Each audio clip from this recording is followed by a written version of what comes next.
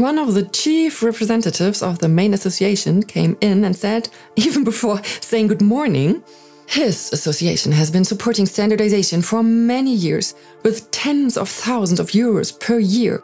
And the head of our legal department said, well, we won't even be starting with any talk of blackmail.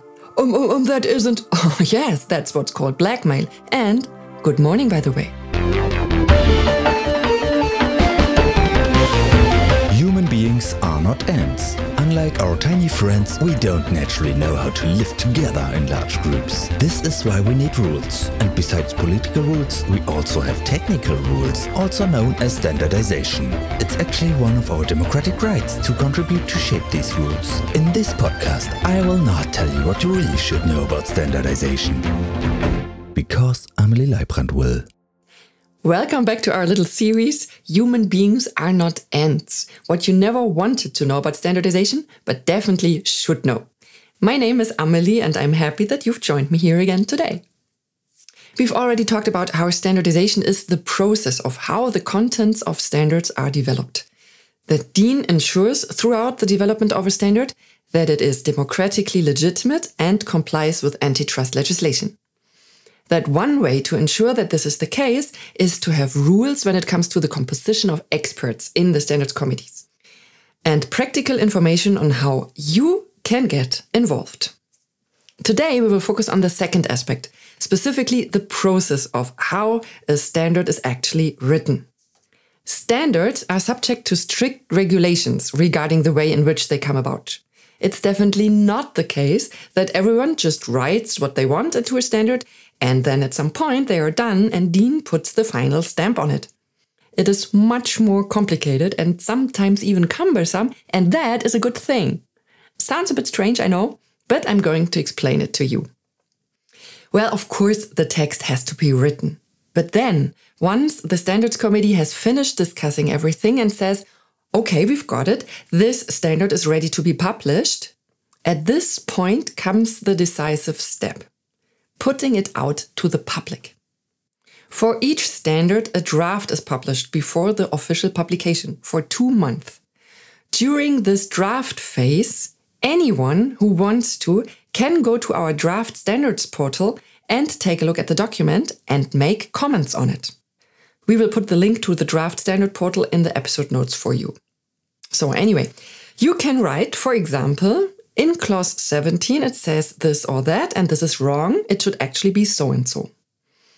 And if you submit such a comment, you can do this right within this draft standard portal, then you will even be invited to an obligatory meeting where objections are voiced. Here you can express and discuss your concerns directly with the experts in the committee. And if they reject your comment and you are not satisfied with this decision, you can initiate an arbitration process. Hey, wait a minute. Didn't we talk last time about standards being developed in consensus? How can a comment just be rejected then? Okay, let's break this down for a moment. Yes, standards are adopted using a consensus-based process by the Standards Committee. This is where the consensus is formed among the experts on the Standards Committee. A comment made to the committee from outside during the public commenting phase does not have to be taken into account. The committee can say, oh my, we decided against this right at the very beginning, reject it. Of course, the committee can also say, oh wow, good point. We really hadn't considered that yet. So yes, the Standards Committee can in fact reject comments on the draft document. This means 2 things. Even if you're not in the committee, you can still contribute your own ideas, namely as a comment on the draft. But this also means that if you want your own ideas to be implemented, then you should have a seat on the Standards Committee as an expert. So then let's assume the committee said rejected. Then too bad, right? No. Then you have the option of arbitration. This means that another attempt is made to resolve the conflict, this time at a different level. That is perhaps the bosses of those who had previously been in discussion. This can be done multiple times if necessary. Maybe you think it's a bit silly that we just keep talking to each other all the time. Maybe you like the idea of DIN finally pounding on the table and saying, okay, enough with the endless discussion, this is how we are going to do it. Most of us are kind of used to this. Everywhere there is somebody who tells us how things are going to be done. Back in the day at school, our teachers. At university, our professors. At home, our parents. At work, our boss. But not DIN. How we do things is truly quite unique. This also requires something really special from the experts in the committee, namely the willingness to find compromises and the ability to achieve results with the discussions. There is no one who dictates the final outcome. Everyone discusses on equal footing, and DIN does not impose any content. We are neutral when it comes to content. It took a while for me to realize how valuable this is and how unique, even in our democracy. Kind of crazy, right? Doesn't democracy mean, after all, that we all collectively determine the rules by which we all want to live together? So now, the million-dollar question is, if DIN does not determine the content of standards and makes the final decisions, then what exactly is so special about DIN? DIN is neutral, not passive. Do you see the difference? Passive is when I do what the person who yells the loudest wants. Neutrality is something you have to be able to defend, otherwise it's worthless. And DIN does defend it. I once experienced such a situation because a particular project landed on my desk, which I will tell you about in a second, but I have colleagues who deal with these types of situations all the time.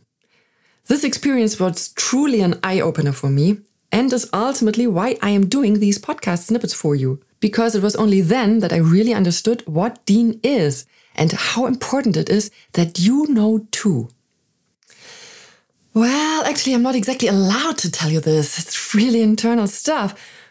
But since it's important to me, I'm just making the whole thing anonymous so that I can share it with you. So here's what happened. 5 out of 6 manufacturers of a certain technology that we have in Germany are sitting in the Standards Committee, and a few others who kept kind of a low profile. The committee had like a main standard for the essential technology, which was already a bit older. The 5 manufacturers were totally happy with it. The production flow was running great, everything fine. The 6th manufacturer had done more research and developed a much more environmentally friendly variation of this technology. The methodology had changed a bit, and due to this change, the 6th manufacturer could no longer offer their products according to DIN, because this change was not reflected in the standard. In this industry, however, it's super important that you can write according to DIN on your products, otherwise you won't sell a single one. So the 6th manufacturer submitted a standardization request to the Standards Committee, asking whether the standard might not be broadened. The committee wrote back, "Nah, we don't want this." The 6th manufacturer found out that you can not only develop standards at DIN, but also specifications. These are called DIN specs. They are developed in a slightly different way, but more on that later. An important difference: in the case of a standards proposal, we ask the committee that is thematically closest, "We have the following proposal here. Do you want to do it?" As for a DIN spec, we ask, "We have this proposal. Is there already an existing document?" As you can see, there's a crucial difference. As far as a standards proposal, the Standards Committee is used to having the final say over the fate of an issue. Meaning, if a committee rejects a topic, it does not get included in standardization. This is a very elegant way to slam the door in the face of your favorite competitor's ideas. But a Standards Committee does not have this power when it comes to a DIN spec. In the case of my story, the committee tried it anyway and wrote back, "Nope, there's nothing and there shouldn't be anything. This is the way we want it." And we replied, "Yeah, thanks, but that wasn't the question. The question was, is there already something out there addressing this issue? And if there isn't anything and the initiators need something, then they can initiate a DIN spec project." And believe me, the experts in the committee were not thrilled about this. And the emails in my inbox got more and more unpleasant, with CC all the way to the top of our executive board. The group leader in the Standards Committee at the time, this is the boss of the committee on the DIN side, accompanied the colleague in charge of the committee to a meeting of this group, and then explained to the experts that they had taken on responsibility for the topic in standardization, not just for their company interests. Of course, they can represent their company interests. I mean, this is why they were sent by their company to sit in the committee. But they are not permitted to block or cut off others. The experts understood this, and they stopped communicating with me directly, but rather through their lawyers, which included threats and everything else. And once again, with CC all the way to the top. Then DIN's management board stepped in and invited the committee experts to sit down together again and exchange ideas. As I said before, DIN doesn't tell people what to do, but rather DIN mediates. This happened here too.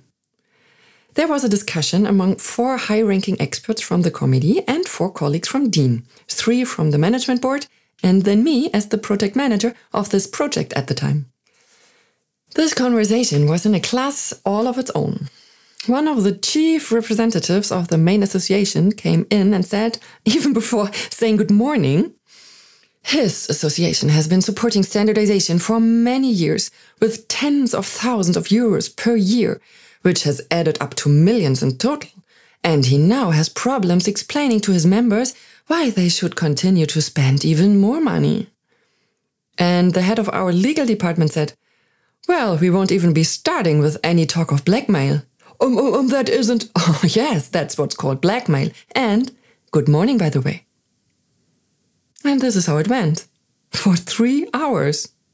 The gentleman came at us with the argument, for example, that they really just wanted the best for DIN and that this new technology is simply so new and doesn't belong at DIN.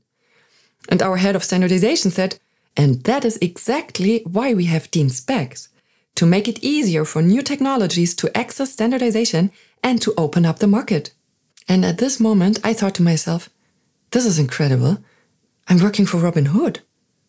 When it comes down to it, we defend the right to be part of the standardization process, even if the establishment doesn't like it. But we don't do that by ourselves. We remain neutral. You have to activate it from the outside. And everyone should know this. And now, you do know. So, let me summarize. Standardization is the process by which a body called a standards committee, with a stipulated composition and following a specific process, develops the contents of documents and adopts them by consensus. Yes, this is the lowest common denominator, but it is a common denominator. Don't underestimate that. The results of standardization are called standards. Who would have thought? In this way, DIN standards are democratically legitimate and in compliance with antitrust legislation. Maybe you're thinking, oh cool, it sounds exciting at DIN, and you want to be part of it. Then take a look at our job openings. Yep, you can, just like me, work at DIN and keep all these processes going. You'll find a link to our job advertisement in the episode notes. But if you're still thinking, I'm not entirely sure what exactly this is, this DIN place. Never fear, I will tell you all about that next time. On that note, I look forward to having you here and stay curious.